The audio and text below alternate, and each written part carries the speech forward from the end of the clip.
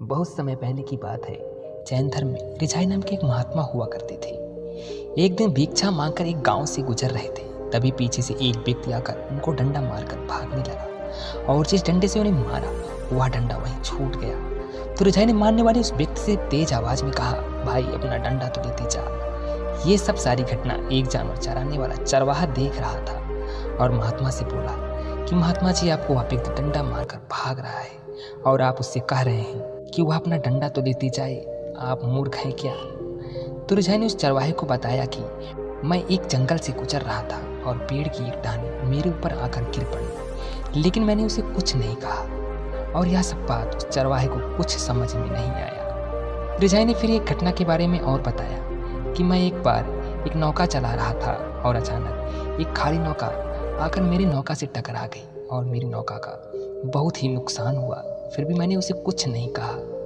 यह सब बातें सुनकर चरवाहा उन्हें मूर्ख समझने लगा और कहने लगा, आप सचमुच मूर्ख हैं। खाली नौका और पेड़ से गिरी टहनी को भला आप क्या कहेंगे? उनकी बात और है और इंसानों की बात अलग है। फिर रिझाई ने अपनी एक और यात्रा की घटना के बारे में बताया। हम एक नौका पर बैठकर यात्रा कर रहे थे और सामने से एक और नौका आई जिसमें कुछ और यात्रा करने वाले बैठे थे। वह नौका हमारी नौका से टकरा गई और जो व्यक्ति नौका चला रहे थे वो एक दूसरे को गालियां देने लगे। तो मैंने उन व्यक्तियों से पूछा, क्या यह नौका खाली होती तो उन खाली नौका को गाली या भला बुरा कहते? तो वह व्यक्ति कहने लगे, खाली नौका को गाली या भला बुरा क्यों कहेंगे? तो रिझाई ने कहा, हमें गाली देने के लिए किसी इंसान की ज़रूरत होती है या किसी से नफरत करने के लिए किसी इंसान की ज़रूरत पड़ती है। हम वस्तुओं को गाली नहीं देते या वस्तुओं से नफरत नहीं करते, क्योंकि हम यह मान लेते हैं अगर कुछ गलत हो रहा है तो उसमें किसी की गलती होती है। अगर हमारे साथ कुछ गलत होता है तो उसमें भी किसी की गलती होती है। और यह विचार हमारे दिमाग में इतना पक्का हो गया है कि जब भी हमारे साथ कुछ गलत होता है तो हमें क्रोध आ जाता है और दूसरे लोगों को गालियां देने लगते हैं या झगड़ने लगते हैं। लेकिन हम यह समझ लें कि यह एक विराट प्रकृति का एक छोटा सा हिस्सा है तो हमारे विचार किसी भी घटित हो रही घटना पर समान स्थिति में बने रहेंगे।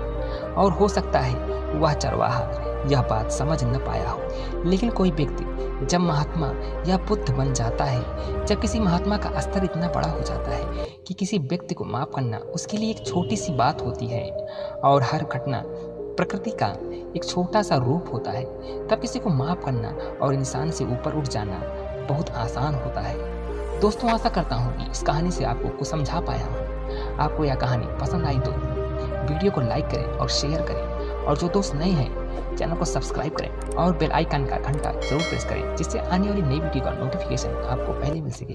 धन्यवाद।